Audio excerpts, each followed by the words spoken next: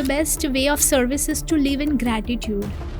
Self-love means I do my things, but I'm hurting myself, I'm hurting my body, I'm hurting my health, or I'm hurting somebody else's feelings. It's not self-love. You do your thing without disturbing the other person. Women don't know what to do with their free time. They always think that their only job is to keep doing something. You should be the role model for yourself. You should be the main character of your story.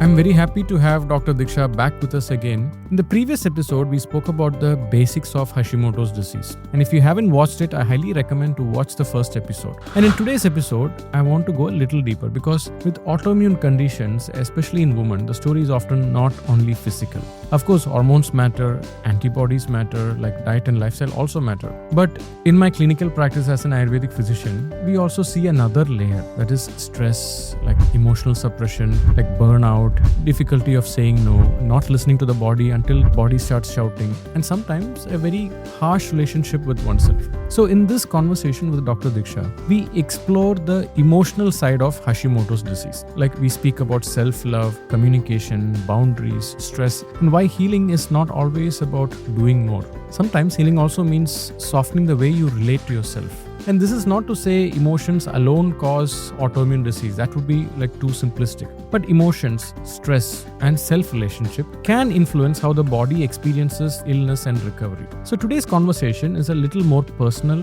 reflective, and hopefully useful for anyone who feels their body is asking them to slow down and listen. And I hope you enjoy this conversation.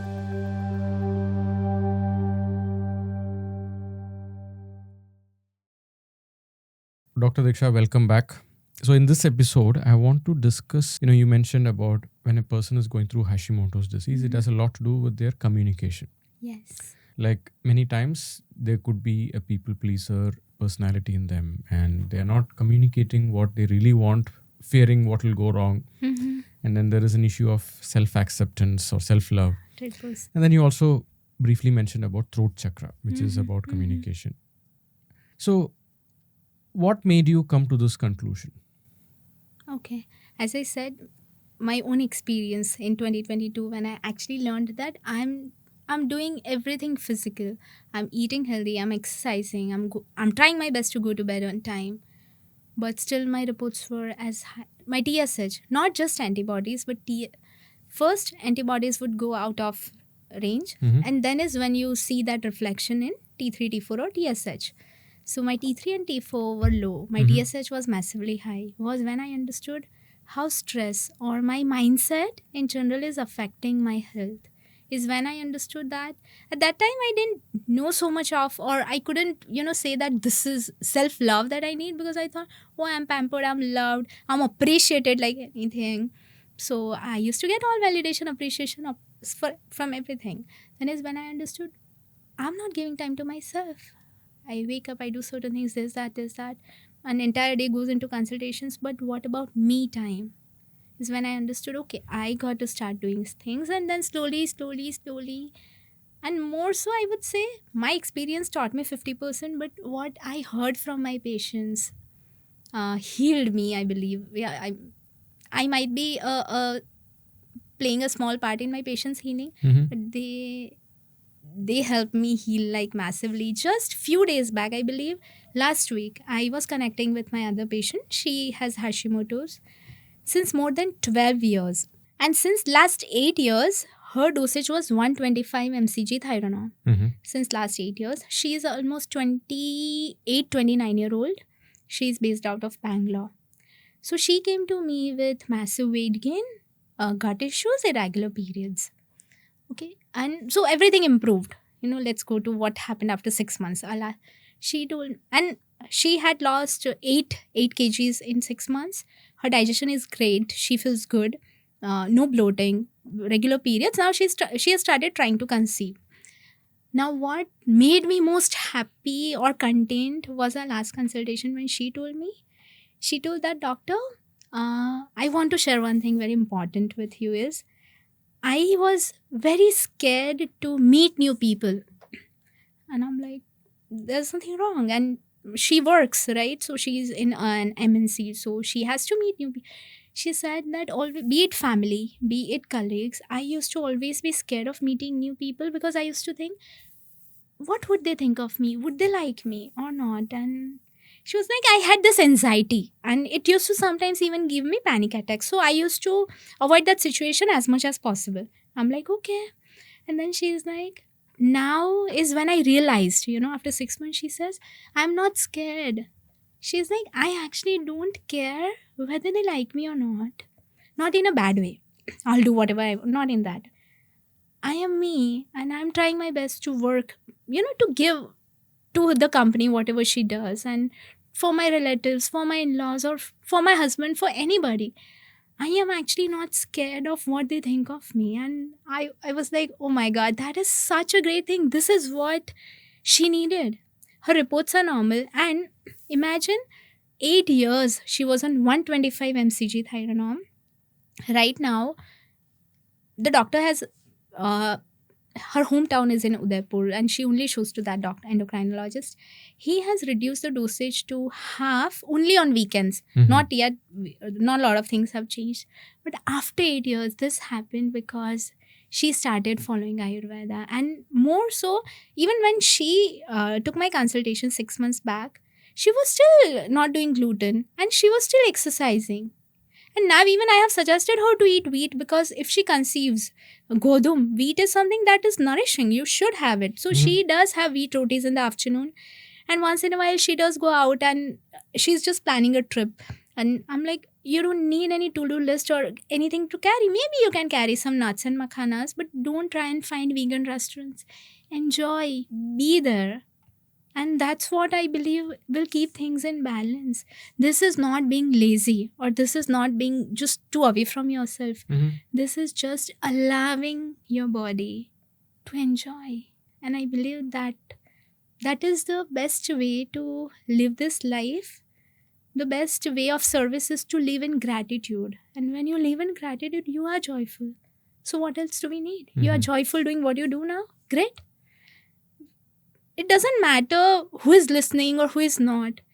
What you do makes you joyful. Keep doing that. And that is one point I believe is what I call self-love. So, doctor, what is the thin line that differentiates self-love and laziness? Or self-indulgence that will make you unhealthy? Yeah. So I believe what can help you understand is mindfulness. You have to be mindful to understand if you are doing it out of guilt, greed, fear, or just gratitude. And this is a mistake which I do make often. If I'm eating a chocolate, I can't stop at one bite. I'm like, in my family members, my husband, stop. You told us that, we are supposed to stop you. But I'm like, I need one more. But when I know that this is something I believe works, it's my theory. So when a woman, specifically, she spends at least 60 minutes with herself, 30 to 60. Specifically in the morning, I suggest all my women patients, female patients, to wake up 1 hour earlier than everybody else. So there's nobody to disturb them. Not a kid, not husband, nobody. Right? And just do things they love. And that starts with sending love notes to your body, to your throat, which is humming. Humming is one. Now, if you have heard, people have started doing humming meditations because when you hum, that reduces cortisol, releases your happy hormones. So, Brahmari pranayam, if you do it even for 3 times, you can do it at any time, before, after meals, throughout the day. You feel anxious, you start doing Brahmari, and it will relax you just in a sec. So it works. So when you do things that brings you back to this body, to this, it makes you more mindful, and that makes you feel so contained that you don't seek that happiness from chocolate or from anything else for that matter, whether you like pani puri, whether you like sour, spicy, because you feel so complete and contained in yourself that you know when to stop. And I actually don't have a rule book or any tips for people. I don't suggest that, okay, after having 2 pieces, you stop. Initially, definitely portion control to some extent helps. But then you just bind yourself into, okay, I can only eat this. Bondage will give you nothing in life or in disease. You have to free yourself, and that happens only once you learn to take control of your life in your hands, in a good way, not in a bad way. So sometimes, I've seen people who get into unhealthy self-indulgence that is so unhealthy, Yeah. and that comes across as, false positive self-love, Yeah. or, I'm prioritizing myself. Yes, this is toxic. This is toxic positivity. This is toxic self love. And that is why, sometimes I'm even scared talking so much about self love because it's seen as something negative. And that's why we did talk about non violence. Self love means I do my things, but I'm hurting myself. I'm hurting my body. I'm hurting my health, or I'm hurting somebody else's feelings. It's not self love. You do your thing without disturbing the other person. For an example, my husband sleeps at 11. I want to sleep by 10. I also want to spend time with him because we both are busy. So what do? Maybe I watch something with him and then I go to bed 30 minutes before. So I read a book, I do some pranayamas, then I hit the bed and I'm fine. So I am content, I spend time, and I'm not into, if I want to spend time, I have to give away. Initially I used to do that. I used to be awake. My entire family, we watch movie at night, and that's the only time we get to spend with each other. But then is when I understood that I wake up early. If I go to bed by 12, what about my sleep? And this, I believe healthy boundaries can help you, practice or learn more of self love. Boundaries doesn't mean we build walls around us and we don't let anybody in. Toxic boundaries, the healthy boundaries where we take a middle path. And I believe that's what healing is about. Everything in moderation, because we do believe that ati sarvatra varjayet. Anything in excess. People, I do have certain patients under me who have health anxiety. They came to me just because they have health anxiety. My mother-in-law got cancer. Will I also get cancer? Or somebody in my neighborhood had this. Do I have this? I have all the symptoms. I googled.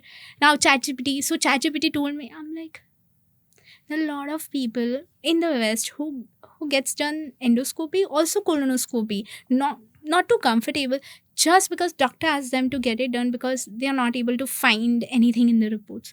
But there's massive inflammation. You don't have to always get reports done.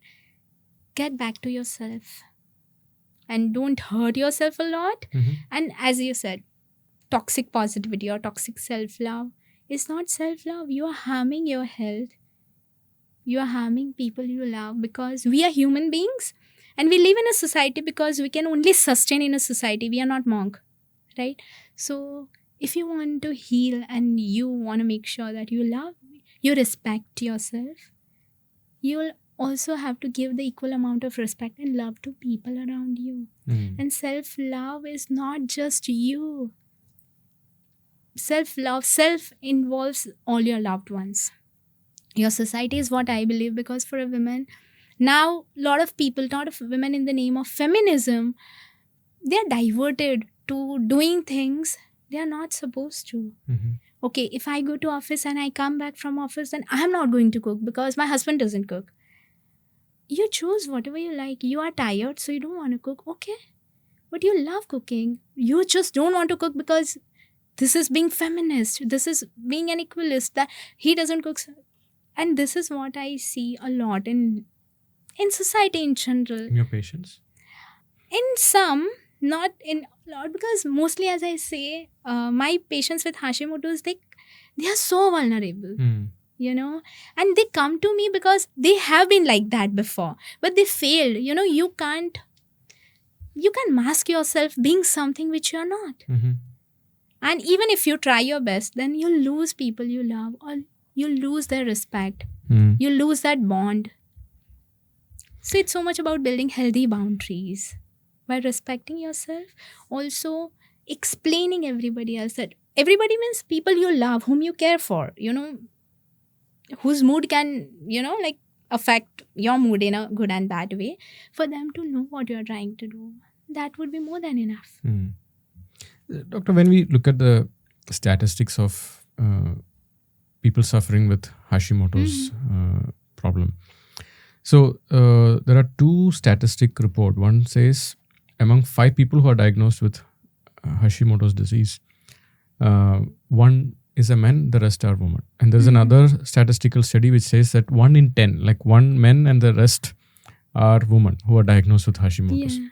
So what makes women more prone to Hashimoto's? I believe so. If we look at a medical reason, okay, so women go through different phases, like um, she's a kid, a teenager, uh, puberty starts, she conceives, she delivers. So, during pregnancy, the hormones does fluctuate.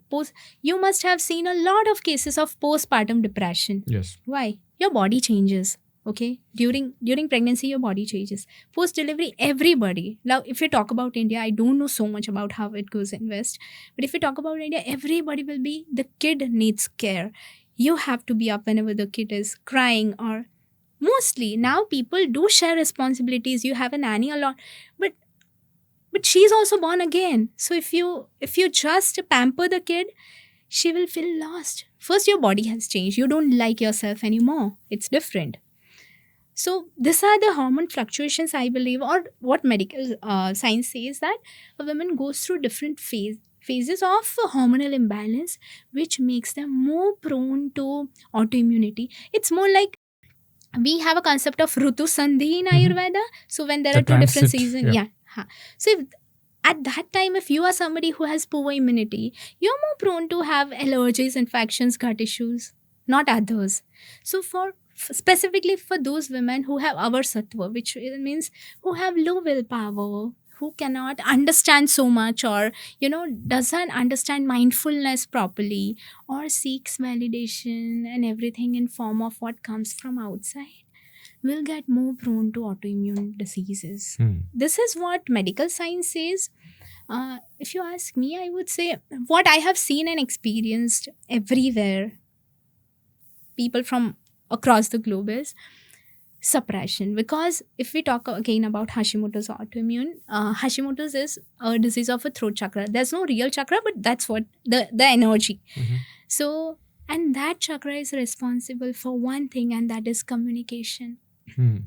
So, out of fear of anything, when you suppress your emotions, maybe because out of fear of being insulted, a lot of women I see, not in this, maybe not in our generation, but if you look at 20, 30 decades back, so women were not too much allowed to speak about business, or like whatever husband said, or whatever, maybe when she was a kid, whatever the elder brother said, when she was young, the father said, and then husband, and then kid. So this is what I see in most of my patients who are above 50 years of age. Like they tell me that I have done so much for my in-laws, for my husband, for my kids, and now I got this. So Hmm. and a lot of times they tell me themselves that I've done a lot, I've forgotten myself. Hmm. I don't know what is good for me. I don't know if I have some free time. Let's say if I have an hour, I don't know what to do. And imagine, women don't know what to do with their free time. They always think that their only job is to keep doing something. And a lot of times, when I ask my patients, try and do nothing, give yourself time. So, what they will do in nothing time is they won't touch the phone. Okay, so that is, but they'll still arrange the wardrobe, or more, they'll do something, because they think that being productive or doing something is the fundamental right or duty. It is not. And I believe it's not about equality, that if men can rest women. It's not about that. It's about understanding what feminine energy is. And feminine will definitely thrive when she rests, when she considers herself a diva, Mhm. like a princess. You should be the role model for yourself. You should be the main character of your story, not in a bad way. So lot of women now, you see feminism, a lot of women are like, they work, they do a lot of, but I do feel that they are also suffering to some extent because of that. Because maybe sometimes, like if my husband comes back home, I would want to give him water, because I like giving him water. I don't do it because I was taught. My mom didn't teach me anything. My mom didn't even teach me cooking. I learned making tea after I got married. I even don't know a lot of things now. Okay. And I'm not proud of that. I would want, if given a chance, I would want to learn cooking so that I can prepare just out of love. So when you do things out of love, it's not about self love, self respect, or ego. There's nothing. There's just pure love. So trying and doing more of things that you love to do, you want to do for yourself, for people you love, is more than enough. And that is what healing is about. Mhm. You do what you love. That makes you feel light and easy and happy and joyful and grateful. And the best thing about gratitude is when you start practicing it, you'll always have more things to be grateful for. Mhm. And that unconsciously also trains your mind to count your blessings rather than your problems. Because you must have seen people, there are certain people who will always count their problems. They are blessed. There are 50 things that works great. They are like, this is not working, or my dinner is bad, or this is that. And I have seen that more people who have this complaining nature does also suffer from not just autoimmune but any kind of problem for that matter, specifically pitta or vayu related issues. Because pitta is related to sattva gun, vayu is related to raja gun. So when you don't act out of mood of goodness, or you don't act out of just give and take, you just want to take everything. As I said, intention also matters. And I believe intention matters more than anything else, because let's say I'm at a crossroad in India and there are some kids who are begging for something, okay? And we are in car. And I'm here. You have invited me for a podcast. We are coming here. So, and I have some change in my wallet. So I give to them. Okay, this is one act I did. I give them some money. My intention matters. I give them so that, okay, they won't irritate us anymore. I have given the money. Let's say it's 10 rupees I give. So I don't want the irritation. That is one intention. Second, I just want to make a good impression on you. Okay, that she donates. Another impression. And third, because I actually wanted to donate. So what gives me more content is my intention. Because if I would have done something to impress you, I'll keep doing it forever. If I have done something to get rid of irritation, there will be different forms of irritation forever. So it's about doing things out of love or something that is genuine. And who knows what is genuine for any. Your body, I will never tell my patient that you eat this sets of food or this amount. Because your body, you live in your body, you know how much to eat. But how do you learn to listen to that is by improving your relationship with yourself, which happens when you learn to be more mindful. So I think this hits the nail on its head. Be very honest with your intentions behind what you're doing. Like Yes. that's where you can actually differentiate what is self-love and 100%. laziness, or is this something. Sometimes people say, okay, I want to just indulge in this because it's self-love. And if your intention is it something because I want to distract myself and entertain myself, or just to 100%. go on a ramp? So, but if it is coming out of pure, I have to take care of myself and self-respect, then I think you will have moderation. You will also understand this is not self-respect. This is actually self-destructive Yes. approach. Yes. So be very clear. Have an audit. What's the 100%. reason why you want to do this?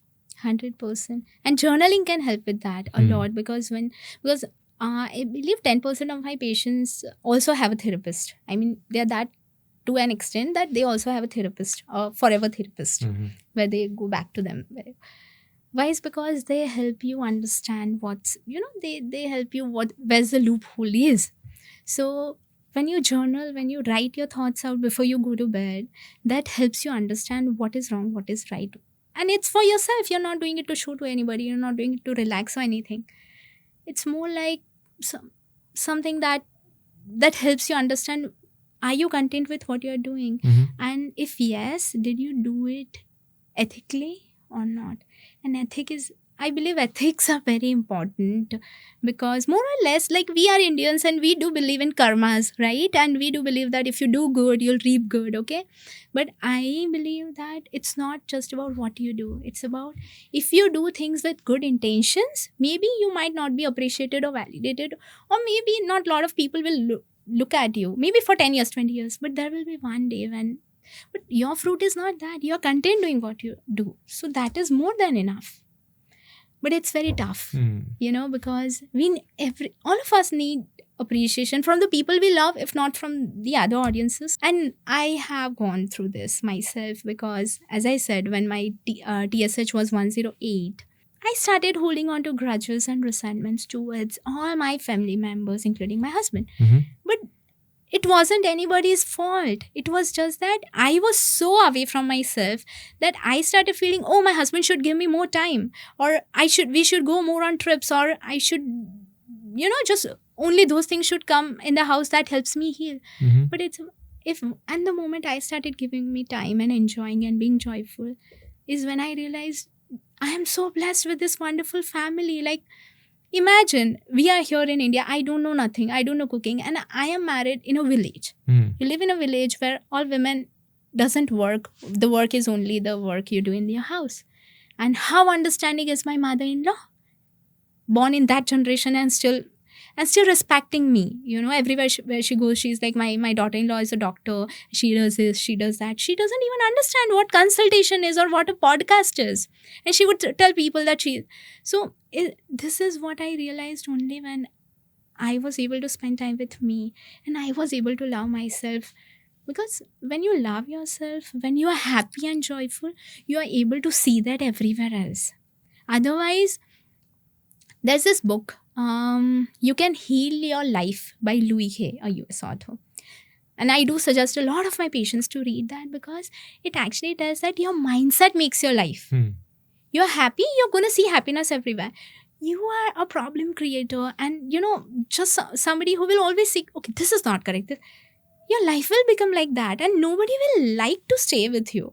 And you will have a problem with that as well, that people around me now.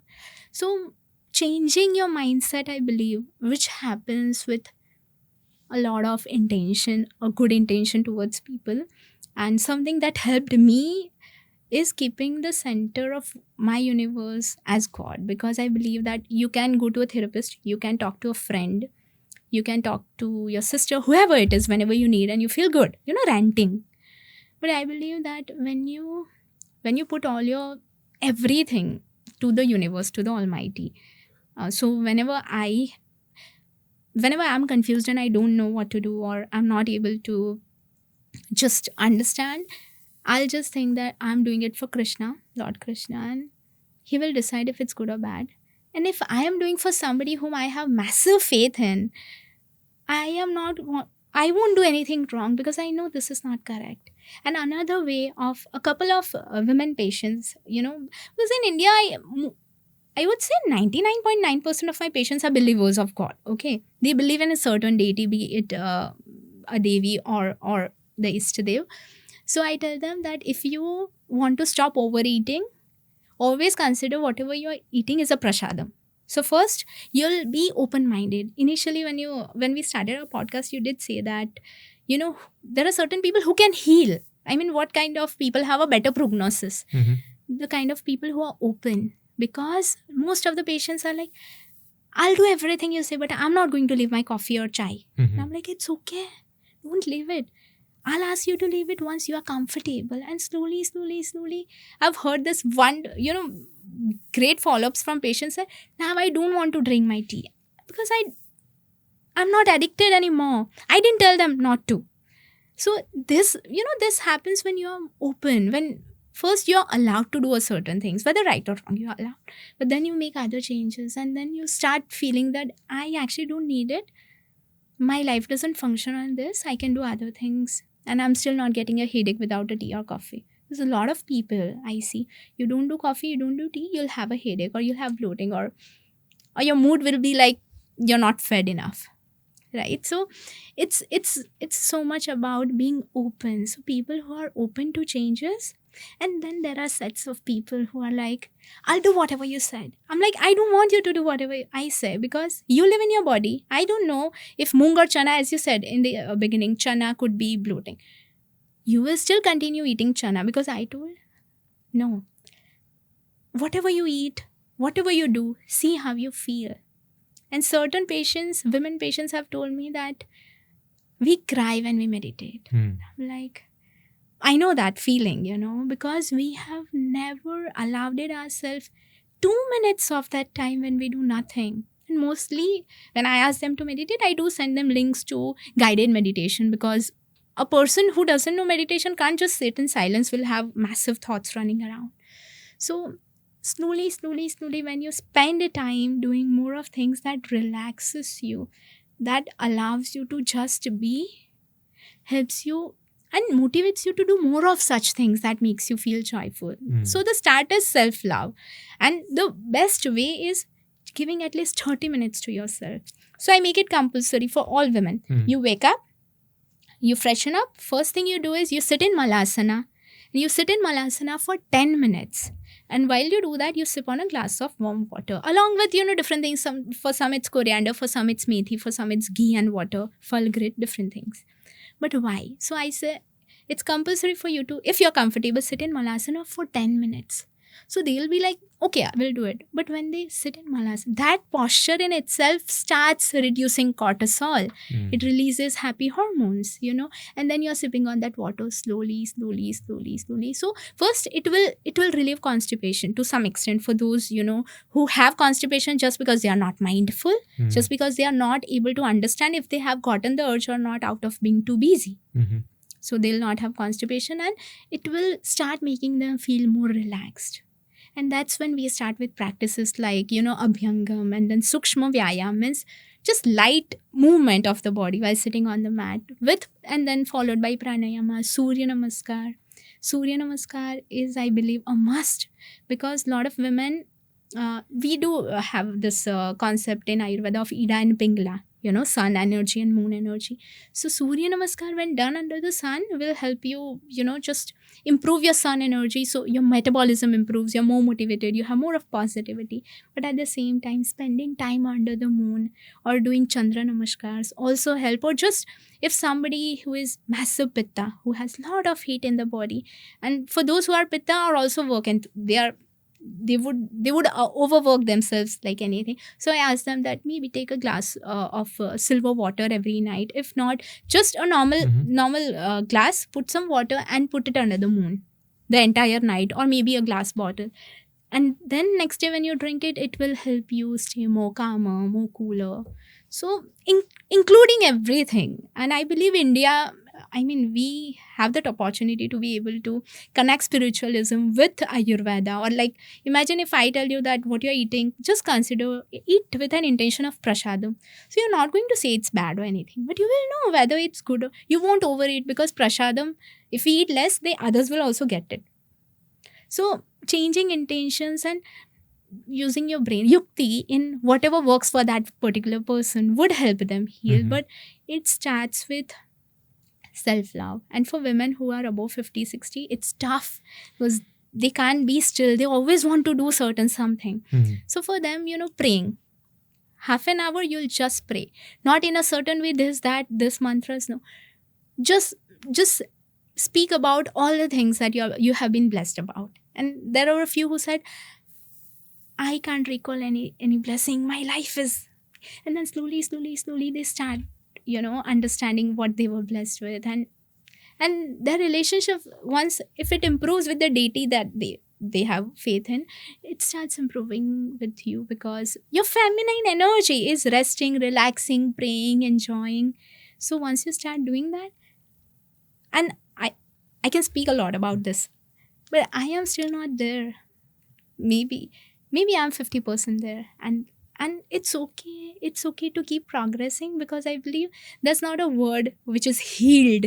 It's always healing. We are healing from certain things, and we will always keep healing from this or that, physical, emotional, spiritual, whatever. But we just don't want to lose that enthu that, okay, life is waste. Things are not working out for me. Some days something is going to work, some days something is not. But before you go to bed, if you just make a practice of writing 3 things you're grateful for, or 3 things you feel you're blessed with, that's more than enough. If not 3, just 1. When you write that one thing, recalling whatever happened, no matter how bad the day was, you were able to write one thing you're grateful for. The subconscious mind is rested well, you will sleep well. The next morning when you wake up, you'll feel blessed. Because your sleep depends on what you do before you just go to bed. So no scrolling, just gratitude. And it's tough once it's very, very difficult to not touch your phone before you sleep, but because everybody checks emails or something, a lot of people don't work on Indian time zone. But when you make it a point, even for 5 minutes, you just switch off the phone, you just start writing gratitude, it works. Doctor, you spoke a lot about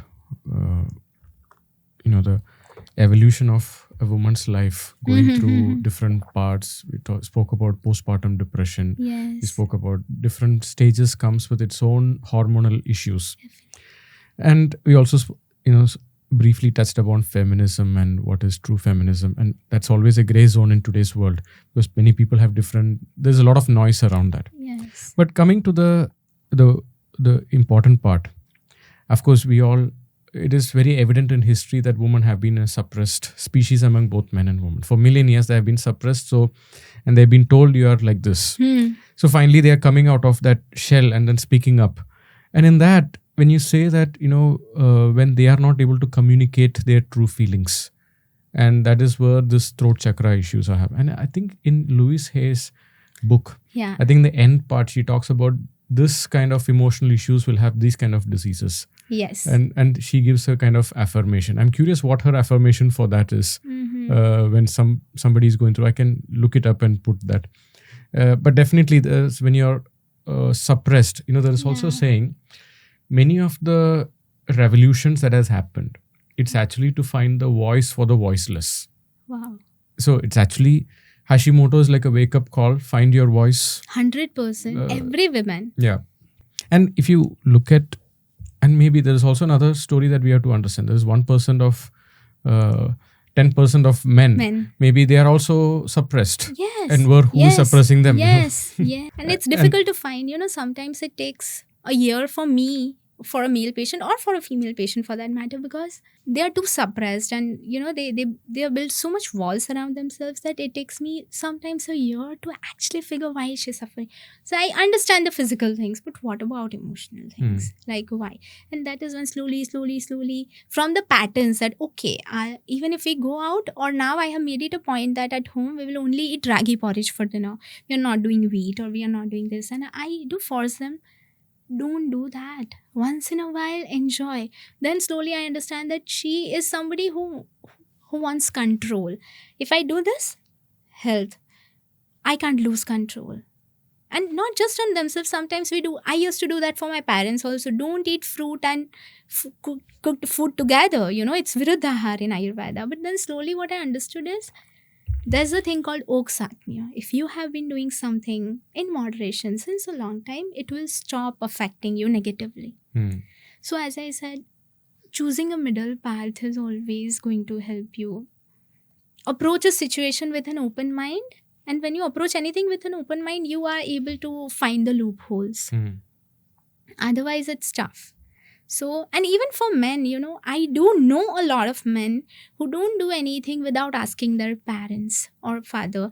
And I do have a certain patients under me from different countries who are undergoing a divorce right now, wherein the female was toxic, wherein, a lot of things. So there are a certain male. I do have one patient from Delhi who is undergoing a divorce, really bad one, to an extent where he lost 20 kgs because of that. He was 70. When he came to me, he was 50. Slowly, now we are working and things are working out. But he was too scared when he came. And he's like, I can't meditate. He said, I have stopped going to the office because I'm not confident anymore. Because there was a lot of allegations and litigations. He told me that. So even men do suffer. See, it's not just about women suffering. In a society, everybody suffers. But what I believe is men, they are seen as somebody who protects, somebody who earns, and somebody who is most important, like that. But it's about equal. Men, their masculine energy should be optimal. For female, feminine energy should be optimal. If we are able to balance that, then it's going to work out for either of them. So, doctor, when you say somebody is suppressing their voice, and let's say they live in a very hostile environment, like whatever they speak is being looked down upon, or there's a lot of guilt-tripping, humiliation. So suddenly you go and tell them you have to speak up. Maybe that will create even more problems. So what steps can we tell them? And first of all, making them understand it is because you don't have the voice, you should go and speak up, sometimes that can completely break apart things. Obviously. So in these conditions, what do you tell when you see this pattern in a woman or a man for that condition? 100%. So first, I would tell them, try and understand, because they have been in that hostile condition. They themselves have lost that confidence in them. And first, we build the relationship with their body themselves. So first, know what is right and wrong. Yes, this is wrong. Can you say it out loud? Yes. Would you be appreciated? No. Don't say it out. Start practicing in yourself. First, introspection is very important. Okay. Whatever they are doing, have I molded myself into that? Mhm. Yes. I need to stop doing that. And that will happen. That should happen very subtly. And first, not in actions, in your mind. First, you have to be very, very sure what I'm doing was wrong. So I start doing more of things that helps me, understand what was wrong and how can I make it better. And it will start with subtle changes. For an example, there's this woman who wakes up at 6, and the moment she wakes up, she'll go into the kitchen and make breakfast for the kids and the elders and everybody. But she needs to do meditation and yoga in the beginning. So we take a middle path. Instead of 6, I ask her to wake up by 5:45, 15 minutes. She has 15 minutes to herself. So initially, she starts sitting in Malasana, doing some breath work. Okay, then hits the kitchen. She feels tad bit better. Slowly, slowly, slowly, when things improves, I'm like, from 5:45 to 6:30, you'll be doing your thing. And then even the people around you, see, when your vibe changes, I believe that. And why you have certain people around you, or I have certain good and bad people around me, we have something to do with each other from generations to come, right? So when you change and when you do things only and only with good intention for yourself, you don't, he is bad or she is bad or this is wrong, it's wrong from my mindset, but what they are doing, it's correct. How you were born and brought up, so you feel that's correct. So if you want to change that narration and the entire thing, you'll have to do it very, very subtly. And that starts with making small, non-violent changes. Non-violent means it's not affecting anybody else. And it feels like tad bit more effort initially. Like if I'm waking up at 7 and I'm heating the kitchen, I'll have to wake up at 6 to do my things. And then once and that builds more confidence in you, because you're not asking for validation, appreciation from anything. You feel good, you're good. And then slowly, slowly, when your behavior changes or whenever you say out something, your intention changes. And beyond everything, if you have said something with a good intention, but if it's taken wrongly, then it's not your fault. But if you have said something with an intention of changing the entire narration and now you want them to completely act in a different way, it's not possible. So I believe intention matters, and before we speak out loud, we have to learn to live, like what could be the consequences, this or that.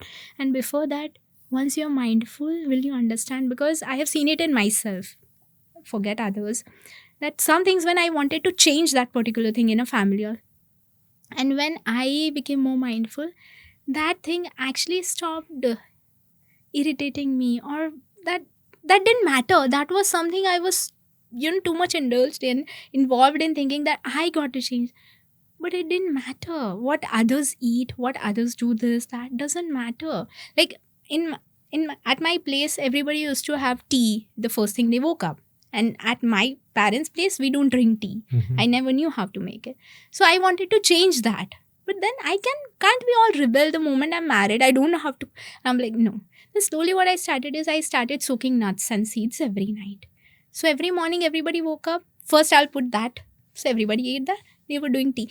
They didn't knew what my intention. My intention was just no tea in the morning, rather nuts and seeds.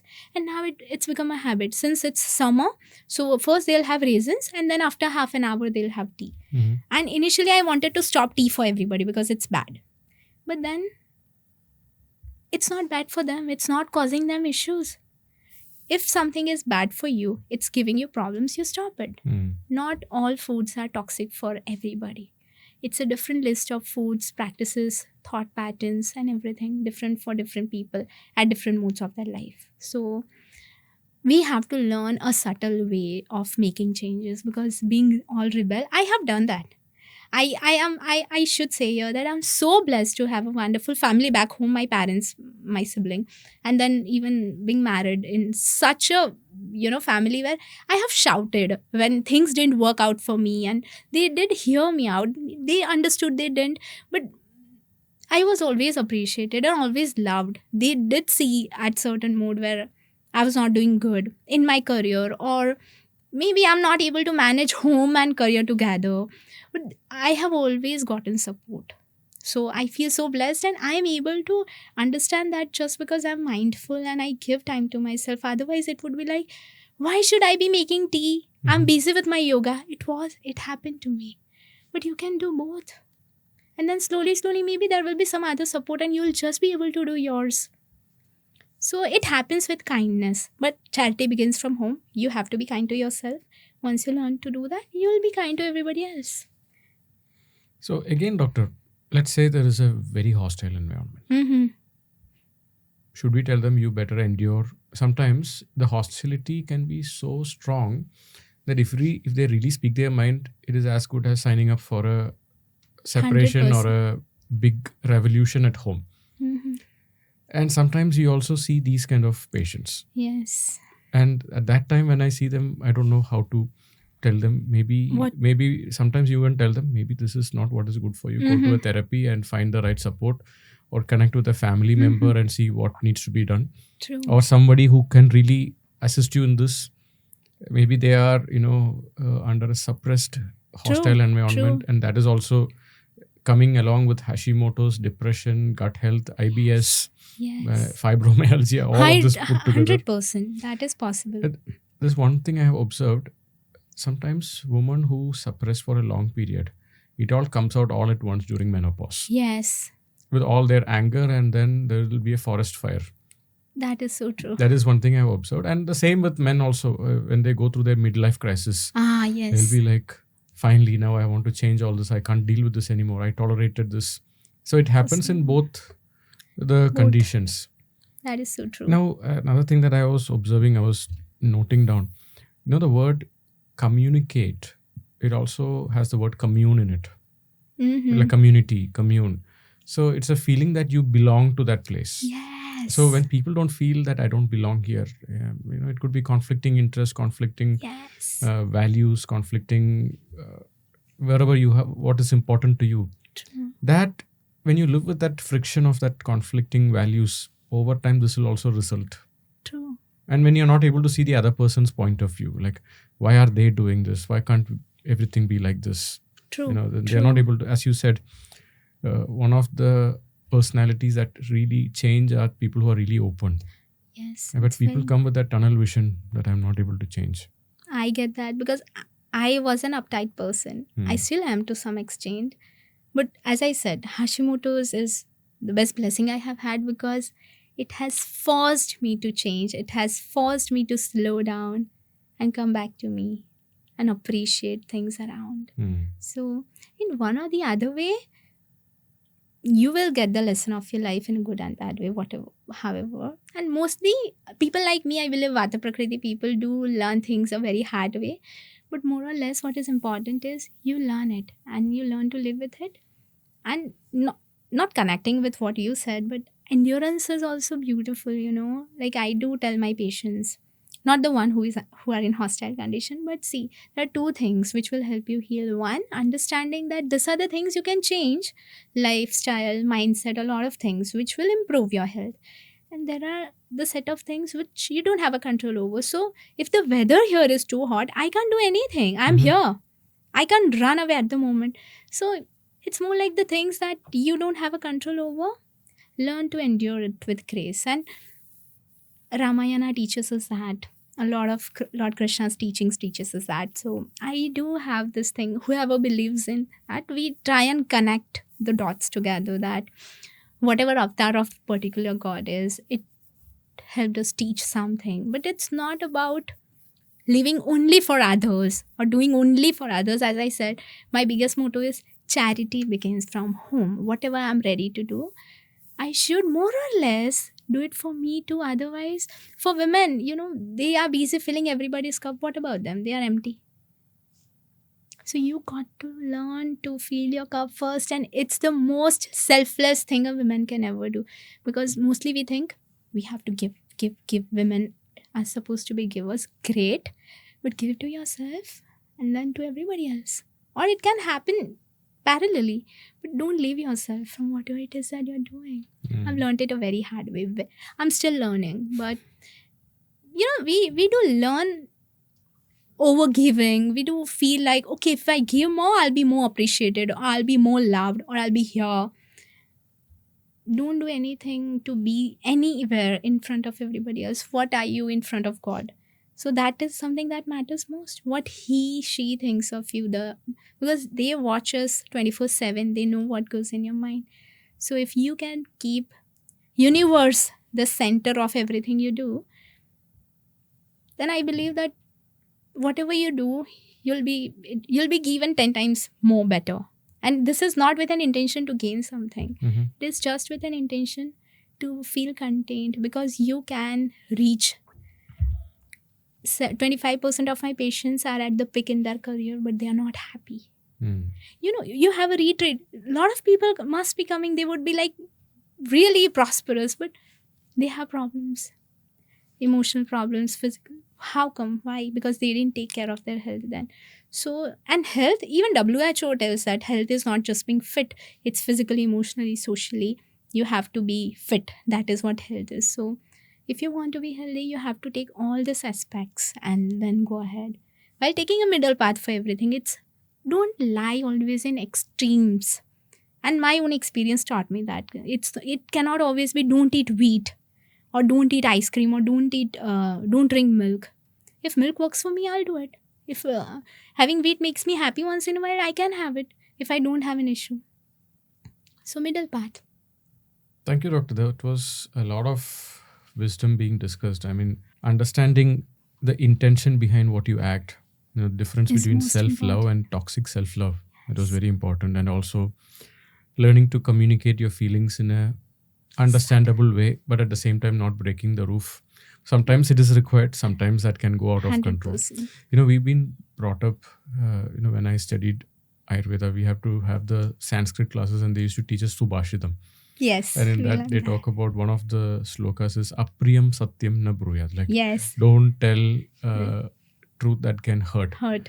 But sometimes, on the other hand, honesty is the best policy. So where do I differentiate this? Middle Sometimes, path. you don't like this person and I want to tell that onto the face, and that will hurt and that will create, again there, it's again the intention. Yes. Why are you telling this truth? Is it to hurt the other person or to manipulate the other person, or is it because you have a pure intention? Definitely. So I think that that Apriyam Satyam Na Bruyat, we have to change it as, it is not about Apriyam Satyam. Look at the intention, sankalpa behind why you're telling that truth. That's I think most that makes a important. very big difference.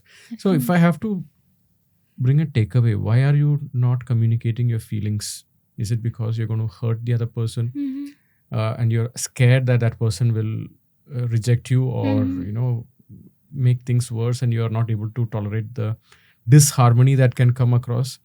So if you're doing it out of fear, if you're doing it out of greed, if you're doing it out of whatever, coming from the lower emotions, Yes. then that's the time that you have to uplift yourself. High time. Yes. So thank you, Dr. Diksha. It was such a wonderful conversation. And I will put all the details how to connect with you in the show notes. And thank you for coming to Sitaram. Thank you for coming in the podcast. It's We really beautiful truly out enjoyed. here. Thank you.